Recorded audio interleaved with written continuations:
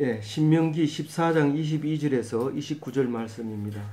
너는 마땅히 매년 토지 소산의 11조를 드릴 것이며 그랬습니다. 하나님께 드리는 것 중에서 11조가 사실은 가장 큰 것입니다. 우리 감사 헌금 한다고 해도 11조만큼은 드리기가 어렵습니다. 그래서 11조가 가장 중요한데 이 11조 내는 것이 그 범사에 복 받는 길이라고 이제 29절 저기 맨 밑에 보면 결론을 그렇게 내주고 있습니다. 11조 내고 내는 게 복 받는 길인데 다른 말로 얘기하면 하나님 경외하기를 배우는 길이다라고 얘기합니다. 이 길 도자를 써서 하나님의 도다 이래. 그러니까 11조를 내는 것이 하나님이 가르쳐 주신 도다. 그 도를 하는 기독교의 도를 아느냐, 그게 길도자죠. 길을 아느냐, 그겁니다. 모세가 가나안 땅 들어가기 전에 이스라엘 백성을 이미 있었던 레위기를 통해서 다 가르쳐 준 이야기를 다시 한번 합니다. 그 말씀만 가지고도 야, 이 말씀 가지고 들어가라. 그리고 말씀 지켜라. 그러면 될 텐데 다시 한번 얘기합니다. 신신당부를 합니다. 했던 얘기 또 하고 또 그렇습니다.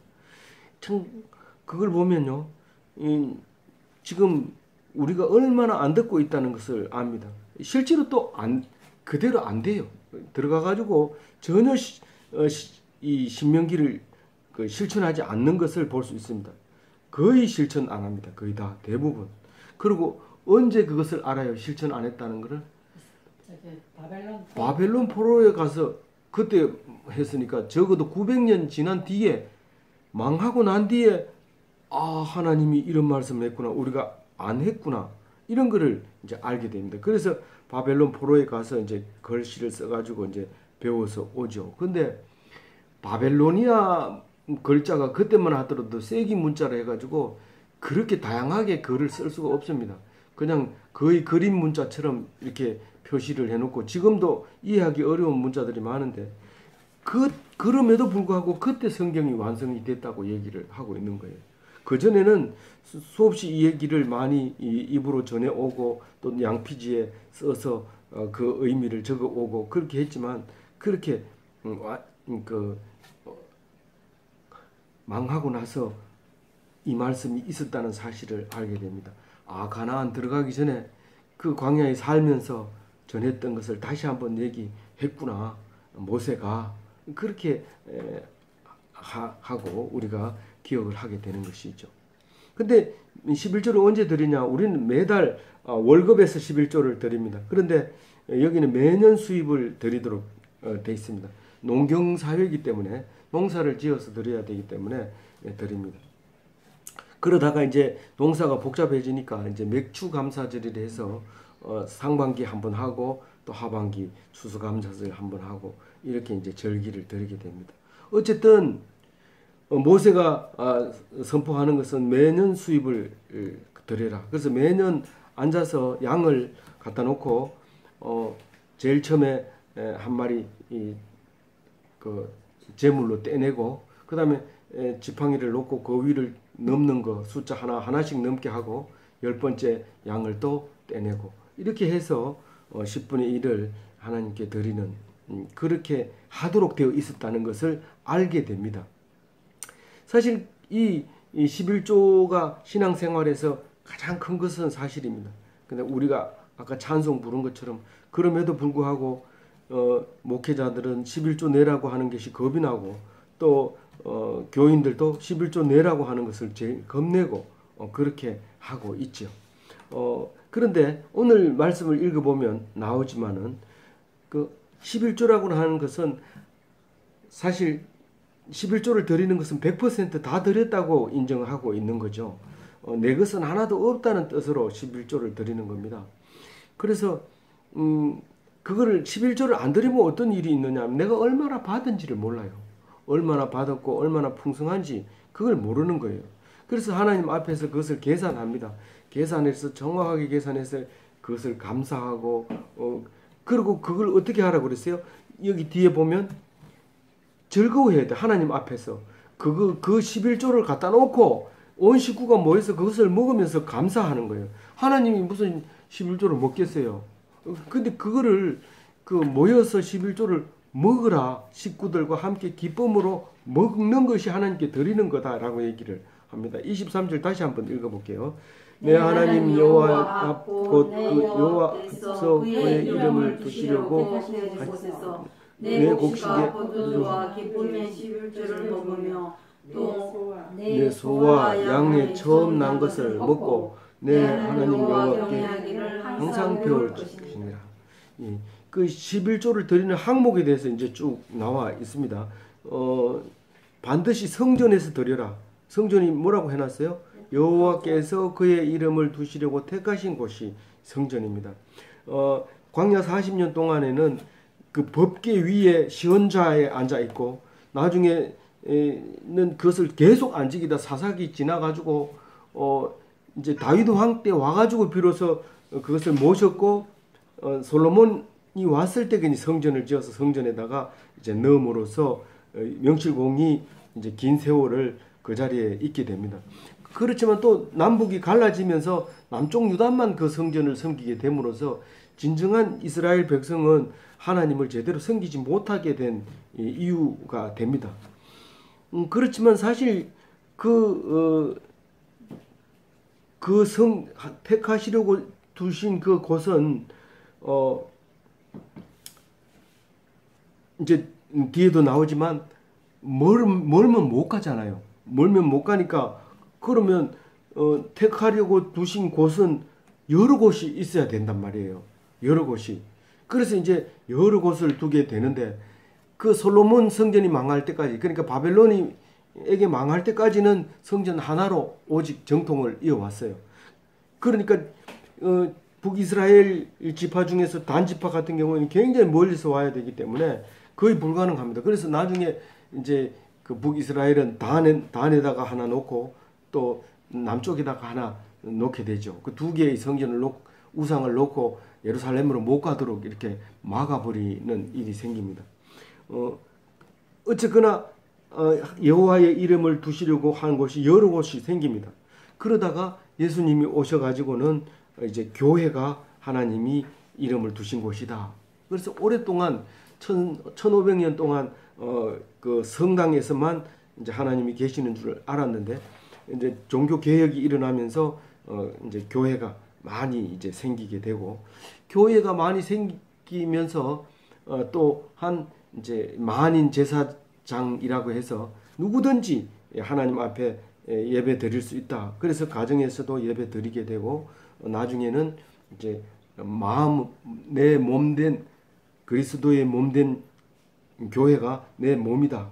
그러다가 또 세월이 흐른 게 아니라 신학적으로 내 마음이 있는 곳이면 그곳에 하나님이 함께 계신다. 그래서 이제 이름을 두시려고 택하신 곳의 변화를 제가 말씀을 드렸습니다. 그런데 오늘 무슨 말을 하느냐 하면 이 규례를 지키는 것이 하나님을 만나는 것이라는 거예요. 어떤 사람은 주암산 기도원에서 하나님을 만난다고 하는 사람도 있고 교회 안에서 만나는 사람도 있지만은 그렇게 만나는 것이 아니라 이 11조를 지키라고 한 이 규례를 지키는 것이 하나님을 만나는 것이다라고 얘기를 하고 있어요. 그래서 이 규례를 지키는 것은 뭐하고 같느냐 하면 고난을 큰 당하고 그때야 하나님이 계심을 알고 고백하고 나면 얼마나 기쁩니까? 얼마나 기쁩니까? 그래서 고난 한번 당해본 사람은요, 고난 안 당한 사람 보고 무시합니다. 네가 무슨 하나님을 알아? 그러면서 네가 한번 시급해봐야 하나님이 있는 줄 알고 네 하는 거 보니까 한 10년은 더 바닥을 기야 되겠다. 고난 당한 사람은 그런 얘기를 해요. 그런데 오늘 말씀에서는 규례를 지키면 고난 당해서 받는 것만큼 하나님을 만날 수 있다고 얘기를 하고 있는 거예요.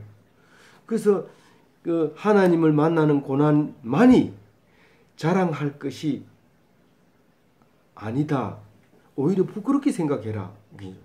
내가 고난을 만났더니 하나님께서 나와 함께 계시는 것을 알았다. 이것을 자랑할 게 아니라 오늘 성경을 읽고 성경을 읽음으로써 하나님을 만나게 된 것을, 그게 더 하나님이 기뻐하고 원하는 거라는 것을 알고 나면 그것은 내가 고난에서 받은 하나님이 부끄러운 거예요, 사실은. 그래서 감옥에 갔다 왔다든가 망했다가 다시 예수 믿고 잘 살게 됐다든가 이런 얘기를 하게 되면 부끄러운 줄 알아야 돼, 사실은. 하나님의 법도를 몰랐다는 게 부끄러운 거예요. 알면, 그 법도를 지키면 그게 하나님을 만난 것이고, 그것이 알게 돼. 하나님이 함께 계신다는 것을 알게 됩니다. 어떻게 그래요? 하나님이 준 거라고 생각하니까 10분의 1을 떼주지, 하나님이 준 거 아니라고 생각하면 10분의 1을 떼주면 반드시 사고 납니다. 사탈이 납니다. 그 교회가 내 거라고 얘기한다든가 그 11조 낸 것을 주장한다든가 이렇게 됩니다. 근데 하나님 거라고 생각하면 어떤 일이 있어도 하나님께서 하신다고 생각하면 그런 말을 못하게 되는 것이죠.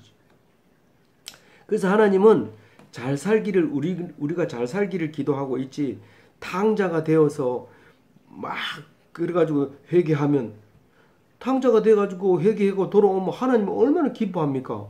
그 예화를 들어줬잖아요. 그렇지만 너무 기뻐가지고 탕자가 돌아오면 너무 기뻐서 천국 잔치가 열리지만, 탕자가 되는 것보다는 더 기뻐하는 것은, 더 하나님이 좋아하는 것은 이 하나님을 기뻐하고 찬양하고 노래하면서 잘 사는 것을 더 좋아한다, 그 말이에요. 다른 말로 얘기하면 죄 많은 곳에 은혜가 많다고 죄를 지을 수 있느냐? 그럴 수 없느니라. 그렇게 사도 바울이 얘기하잖아요. 죄 많은 곳에 은혜 많습니다. 왜냐하면 죄를 지었는데도 안 죽고 살려주시는 거 생각하면 눈물이 쏟아집니다. 예수님이 오셨을 때 그 여인은, 막달라 마리아는 그 죄를 많이 져. 무슨 죄를 져요? 간음죄를 많이 졌어요. 그런데 7 귀신이 들었는데 다 쫓아내주니 얼마나 감격해요. 자기가 가지고 있는 것 옥합을 깨뜨려가지고 장례를 치르잖아요. 그냥 돈 많은 부자는 그게 얼마짜리인 줄 알고 네가 그러냐. 예수님이 뭣도 모르고 가만 대놓고 있는데 저거 야단 좀 쳐요, 저거 좀. 그렇게 얘기하잖아요. 근데 예수님은 그걸 알거든요. 많이 빚지고 많이 빚을 탕감받은 자가 은혜가 넘친다. 이 사람은 죄를 많이 지었고 너희들은 죄를 안 지었으니까 죄를 탕감하고 나면 이 사람이 더 감격해가지고 지금 하고 있는 거 아니냐. 너희들은 죄를 안 졌으니까 그렇게 기쁘지 않지. 죄 용서해 준다 해도 죄를 안 졌으니까 기쁘지 않지. 야는 지금 그거 용서해 준다니까 너무 기뻐가지고 이런다. 그렇게 얘기를 했잖아요. 근데 사실 그 부자가 죄를 안 지어서 그런 얘기 했겠어요. 너희들은 죄를 깨닫지 못하니까 그렇게 못한다, 그 얘기를 하고 있는 거죠. 24절 큰 소리로 읽어봅니다. 그러나 내 하나님 여호와께서 자기 이름을 두시려고 택하신 곳이 너기서 너무 멀고 행로가 어려워서 내 하나님 여호와께서 그 풍부히 주신 것을 가지고 갈 수 없거든. 이 11조를 하고 보니까 사슴이 양이 10마리야. 이 10마리를 끌고 100km를 가가지고 성전에 드리려고 하면 양이 가다 다 죽어버려요. 그리고 그걸 끌고 가다 보면 자기도 배가 고파서 안 돼요. 어떻게 하라고요? 이걸 팔아가지고 돈을 들고 가라는 거예요.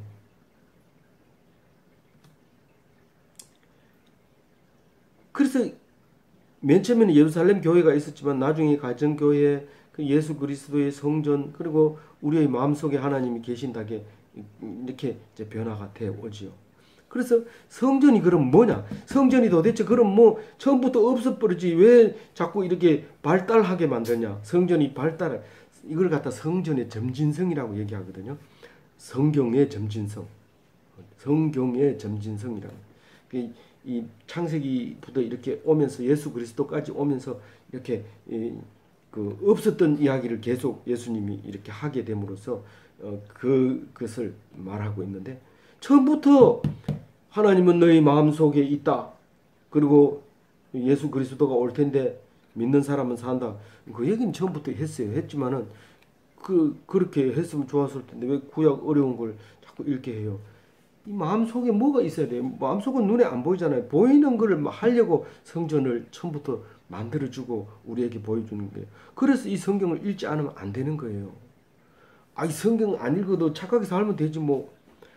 택도 없는 소리 하지 마세요. 착하게 사는 게 뭘 가지고 착하게 사? 니는 착하게 살았지만 딴 사람 볼 땐 니 지금 가식으로 한다며. 맞나? 생각해보면 가식이네. 그게 틀린 거예요. 그러니까 말씀대로 했다 이러면 말씀이 혹시 틀렸다고 하는 사람이 있더라도 상관없어요. 이건 믿음으로 했기 때문에. 이건 오직 성경으로 살아라는 말씀으로 살아라는 뜻이에요. 그래서 성전이 뭐냐고 얘기하면 뭐라고 얘기해요? 풍성함을 감사하고. 뭐가 풍성한데? 내가 여기까지 살아온 거, 내 나이 60이 될 때까지 산 거, 내 자식들, 내 집이 있는 거, 내 남편이 있는 거, 내 아는 사람이 있는 거, 내가 가지고 있는 재산, 이 풍성한 걸 감사하는 것이 성전이라 이 말이에요. 거기서 누구하고 감사해요? 내 혼자 가가지고 고맙습니다, 감사합니다 이렇게 하는 게 성전이 아니고 뭐라고요? 거기가 온 식구하고 같이 기뻐하는 거예요. 온 식구하고 같이. 언제요? 여기서는 1년에 한 번 하라 그래요. 근데 1년에 한 번 뭐 다 잊어버리고 그 1년 기다리다 다 죽어버리겠네요.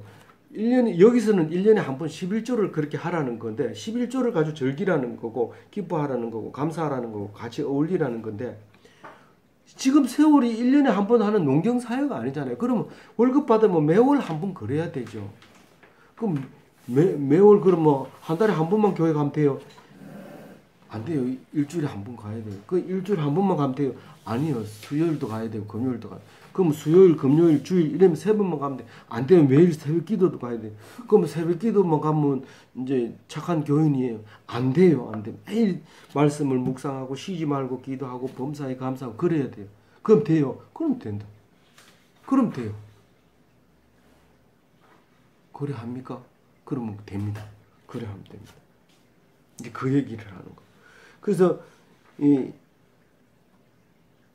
자꾸 물어보면 규정에 매이고 싶어서 그래요. 3번 가면 됩니까? 2번 가면 됩니까? 뭐 몇 번 가면 됩니까? 자꾸 물어보는데 우리는 아주 못된 성질이 있어서 자꾸 규정을 따르고 싶어서 법을 만들어요. 그래서 지금도 국회에서는 계속 법을 만들고 있어요. 그런데 교회 다니는 사람은 국회가 무슨 법을 만들든지 신경 안 써요. 붙들려가지고 새로운 법 적용이 돼서 저촉이 돼서 벌금 내야 됩니다. 그래요. 그럼 뭐 찍소리 안 하고 내는 게 기독교인입니다. 내야 돼요. 그건 누가 한다고 생각하고 그걸 내요? 하나님이 한다고 생각해요.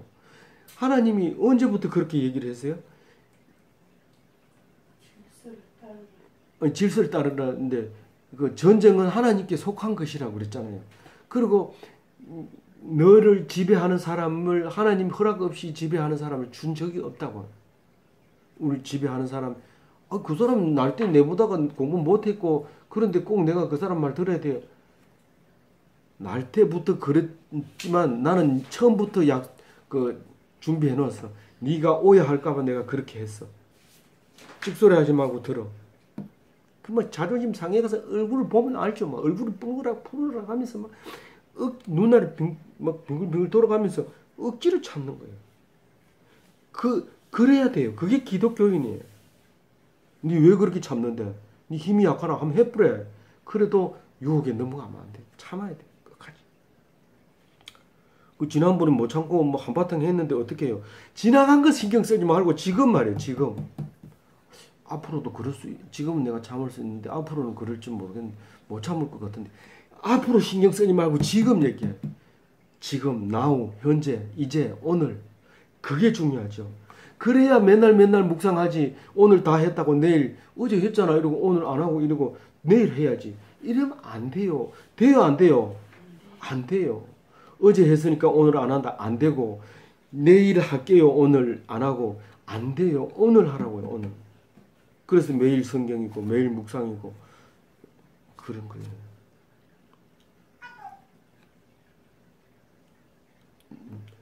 그래서 규정이나 율법에 매이면 안 되고 오직 은혜로 은혜로 규칙적인 생활하는 거 괜찮아요. 화요일이 기다려지고 이래가지고 화요일 묵상 나오면 그거는 규례가 아니에요. 그거는 법도가 아니에요. 화요일날 안 나오면 안 된다 이게 아니에요. 그날을 기다려서 일정하게 화요일날 오면 그거는 율법주의가 아니잖아요. 오직 은혜로 규칙적인 생활하는 것은 하나님이 기뻐하신다. 그게 메도디스트, 감리교는 그런 생각을 가지고 있어요. 메도디스트라는 뜻이 규칙쟁이라는 뜻이에요. 감리교는 원래 그렇게 그 요한 웨슬레가 규칙쟁이였다는 거예요. 아무 사람들이 시계가 없어도 그 사람이 지나가면 어제 그때다 이렇게 얘기를 한다는 거예요.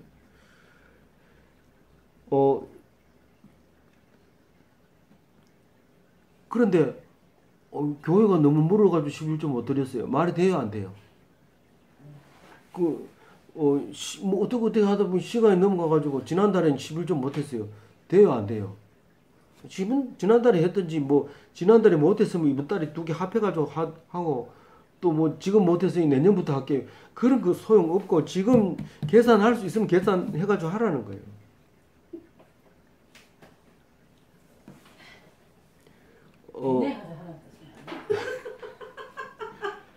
그래요. 지난번에 다 했는데 그때 수입 천만 원 있었는데 그럼 11조 해야 되는데 사실 다 쓰고 없거든요. 그러면 지나가 버리고 지금 있는 빚내면 안 돼요. 그것 때문에 빚내면 안 되고 지금 계산할 당시 빨리 써버리고 그때 잊어버렸다고 하잖아요. 거짓말하면 하나님 알아요, 몰라요, 다 알아요. 그러니까 그렇게는 안 되죠. 어쨌든 오늘 하루, 오늘 현재 오늘 계산해야 됩니다. 그게 11조 하는 기쁨이고 감사하고 즐거워하는, 우리 모여서 먹고 모여서 마시고 모여서 하나님 찬송하고 모여서 하나님께 계산해서 우리가 받은 게 이만큼이다. 그거 얘기하자는 게 11조 하자는 거예요. 다른 뜻이 아니에요. 큰 교회는 지금 돈 내지 마라 해도 안 내요. 감사한금 안 내지만 11조만 가지고도 넘쳐나서 감당을 못한다고 큰 교회 목사가 얘기를 직접 자기 입으로 하잖아요. 잘 보고 해요. 그러면서 기쁨이 없어요, 그 교회. 그러면 안 되잖아요. 아니 그렇게 기쁨으로 나누어야 된다는 얘기를 하는 거예요. 이 큰 교회 교인들은 제 말씀을 잘 안 들어요. 그러니까 걱정하지 마세요. 그래서 우리는 여기서 멀다고 해서 핑계 대지 마라. 이제 돈을 가지고 가라. 그렇게 얘기를 해요. 25절에 읽어볼게요. 그것을 돈으로 바꾸어 그 돈을 싸가지고 내 하나님 여호와께서 택하신 곳으로 가서, 우리는 당연히 지금 그렇게 하죠. 근데 평양 부흥회 할 때 그 사진 찍어 놓은 거 보면 그 몇백 리를 지게에다 쌀을 지고 부흥에 참석하는 모습을 그 사진 찍어 놓은 거 가끔 본 적이 있을 거예요. 그렇게 그때는 돈이 없으니까 이제 쌀을 현물을 지고 가서 자기가 그래서 밥해 먹고 이제 그렇게 부흥에 참석하고 오는 그런 게 있는데 지금은 안 가죠. 멀면 안 가죠. 근데 지금 이게 무슨 말이냐면 수단 방법을 가리지 말고 감사하라는 거예요. 기뻐하는데 수단 방법을 가리지 말아라.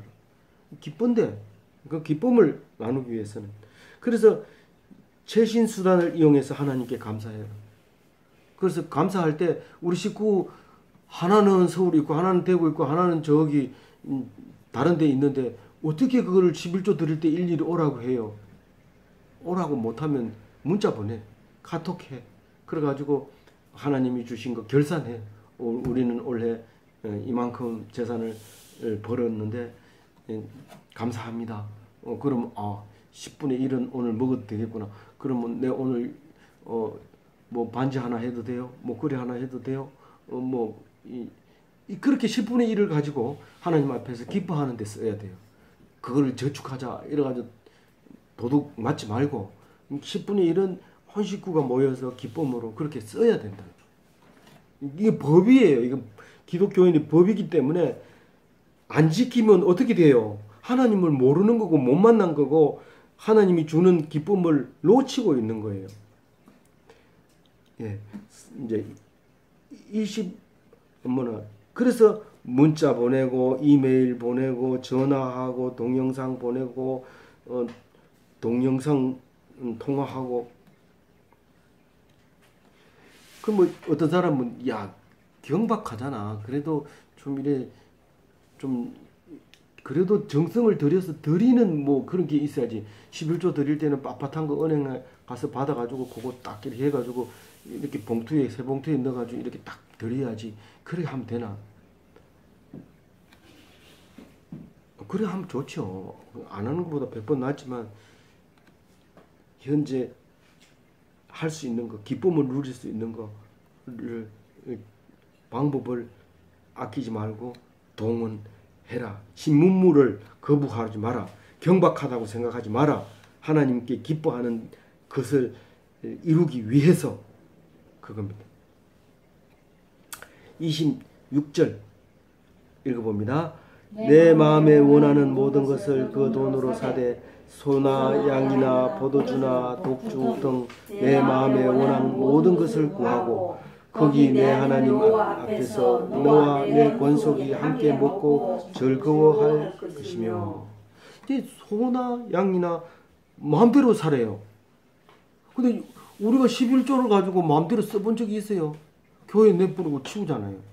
뭘 하는지 뭐 어디를 썼다고 발표해도 그게 그 돈인지 이게 이 돈인지 뭐 알 수가 있어야지. 근데 네가 먹고 싶은 거 사고 싶은 거 10분의 1 가지고 사라는 거야. 나는 양만 길러가지고 100마리 11조 하는데 소 기르는 사람이 소 가져오면 소고기도 먹어야 될 거 아니에요. 그냥 이걸 팔아가지고 소고기도 먹고 양고기도 먹고 뭐 말고기, 우리는 말고기 잘 안 먹지만 중국에 가니까 말고기 만두도 맛있더라고요. 그럼 뭐 소고기 만두도 하고 양고기 만두도 하고 이렇게 해서 이렇게 즐기면서 기뻐하면서 감사하면서 먹으라는 거예요. 근데 우리가 11조를 들여서 그걸 가지고 그 교회는 이제 목사님 사례주고 이러잖아요. 그래서 큰 교회는 뭐 엄청나잖아요. 그럼 그거 다 교회 목사님이 가져갈 수 없잖아요. 그래서 이제 교회마다 복잡한 이제 회계를 합니다만은 우리는 그걸 따져 본다면 10명이면 목사가 10명 가운데 보통 사람은 되겠다. 그죠? 10분의 1을 내면 그 사람들이 10명 내면 목사가 보통 인간 대접을 받는 거예요. 쉽게 얘기하면 교인이 10명이면 목사가 보통 인간 취급 받는 거고 많으면 한 3,000명 보이면 보통 장관급 월급을 준다 그래요. 사례를. 그거는 뭐 이것도 이제 큰 교회가 안 들으니까 이제 상관없다고. 그래서 이제 말할 수 있는 거지만 이제 만약에 4명, 5명이 있으면 보통 인간 취급을 못 받는 거죠. 그러면 그 실제로 교회가 처음 생길 때 가정교회를 꾸리게 되는데 그 사모님하고 둘이 교회를 하면 그러면 사실 11조 내는 사람이 없으면 극빈자고 굶어 죽을 수도 있어요. 목사가. 사실 뭐 나도 미리 안 것은 아니지만 목사가 카드를 못 만들어요. 우리는 누구든지 만들 수 있는 카드를, 신용카드를 못 만들어요. 왜냐하면 그 갚을 능력이 없기 때문에 교회에서 안 내주거든요.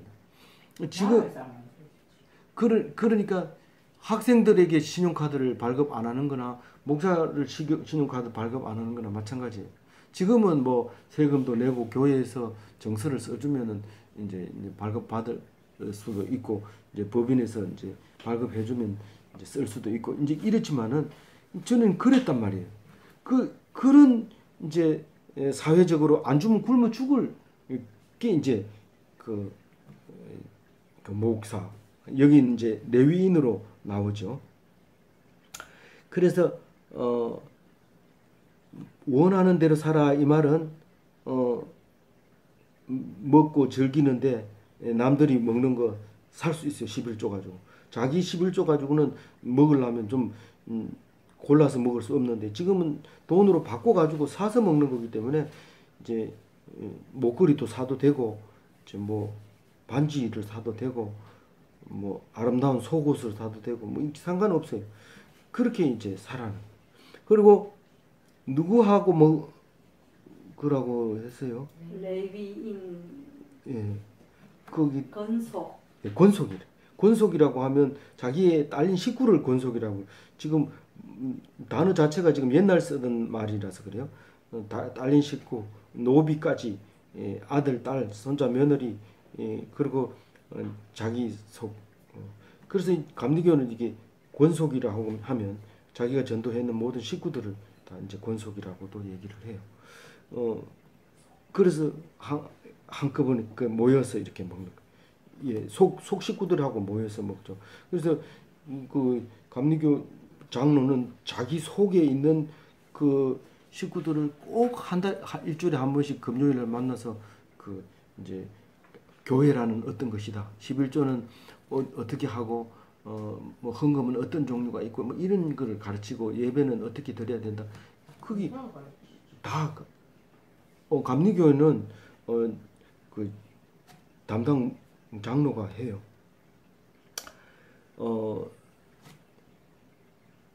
뭐죠?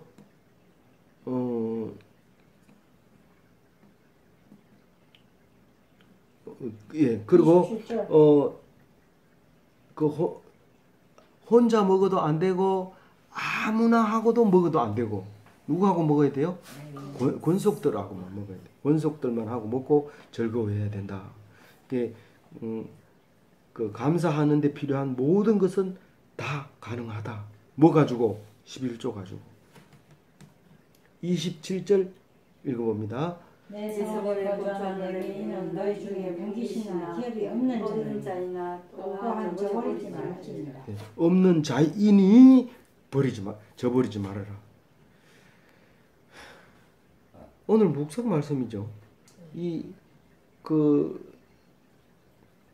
돈을 안 번단 말이에요. 레위인은 돈을 생산 활동을 안 한단 말이에요.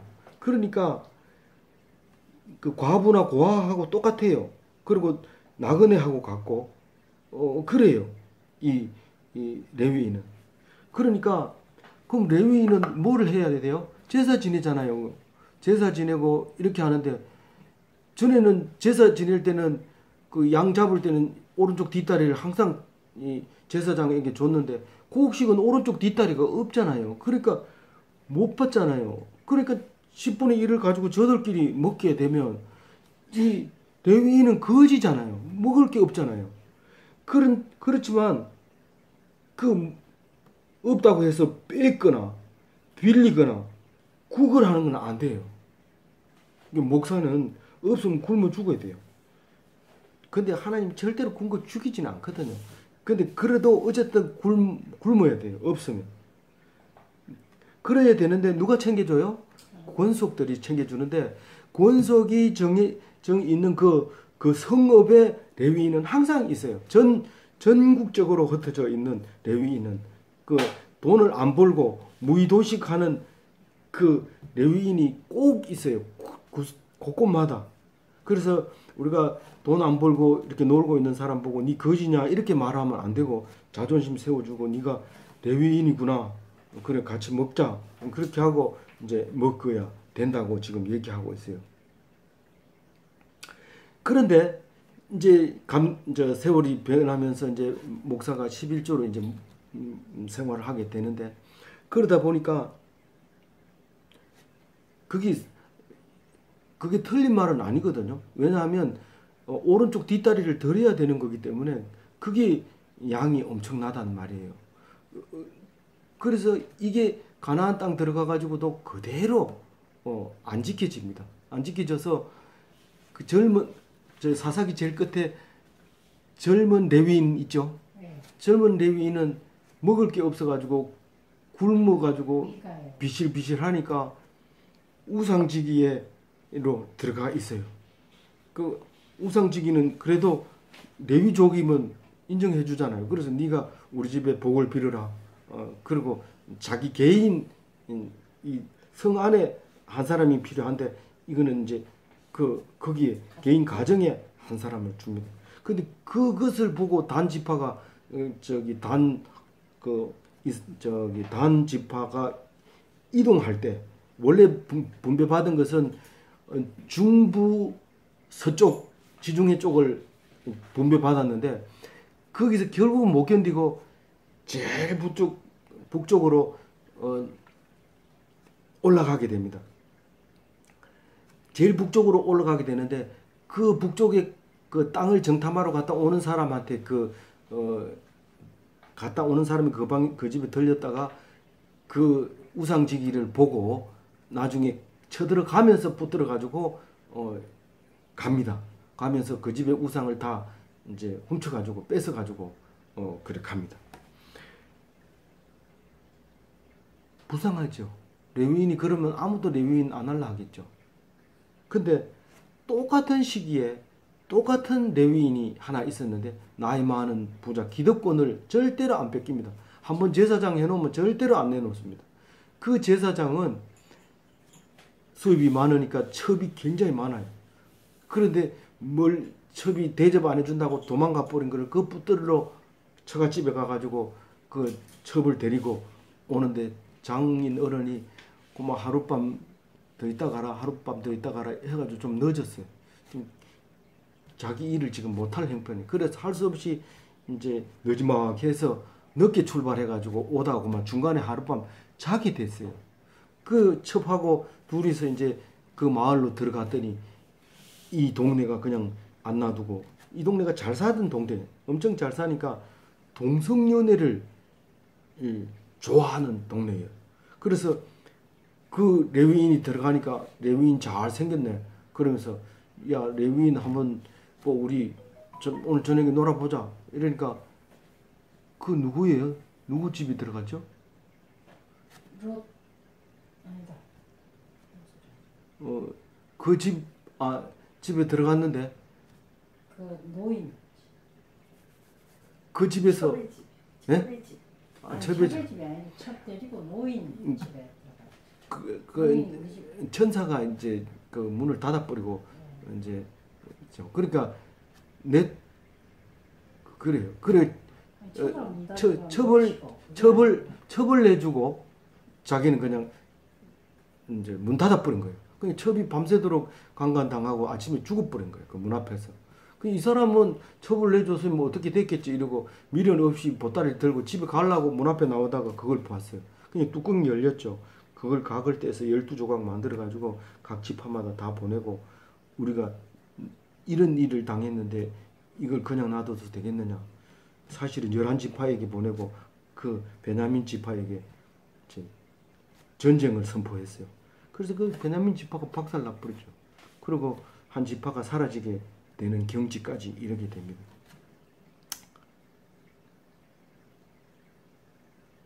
우리는 지금 사사시대에 살고 있어요. 빈익빈 부익부의 레위인 시대를 살고 있는데 그게 국민소득 3만 불 시대의 전형적인 모습이라고 생각합니다.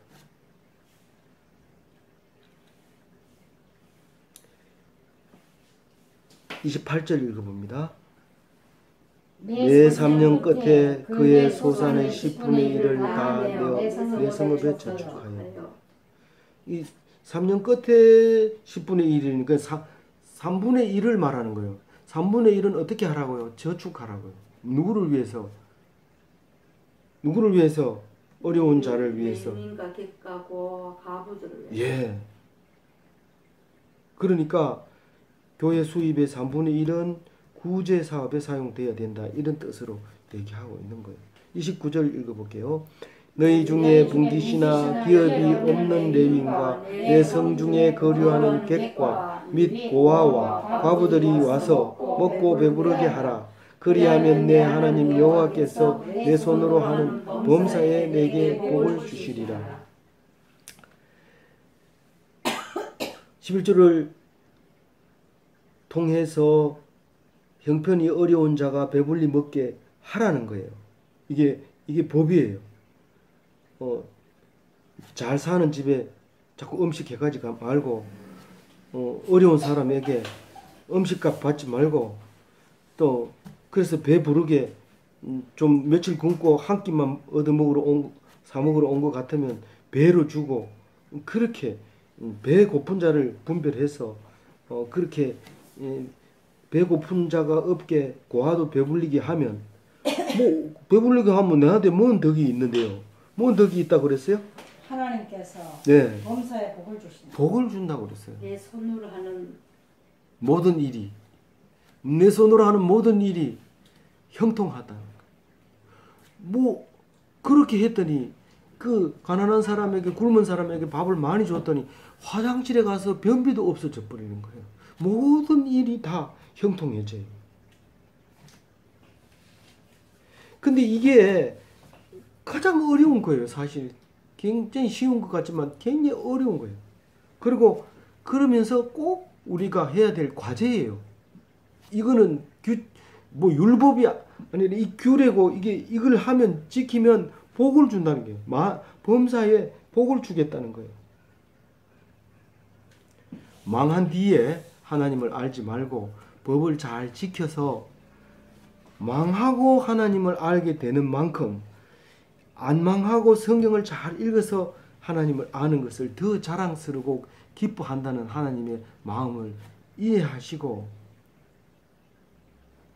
이거 망해야 뭐 알지 뭐 안 망하고 성경 열심히 보면 하나님 알 수 있어요. 하나님 알 수 있어요. 그렇게 해서 망하기 전에 하나님께 은혜 받고 하나님 기뻐하는 하나님 백성 됐으면 좋겠습니다. 아멘.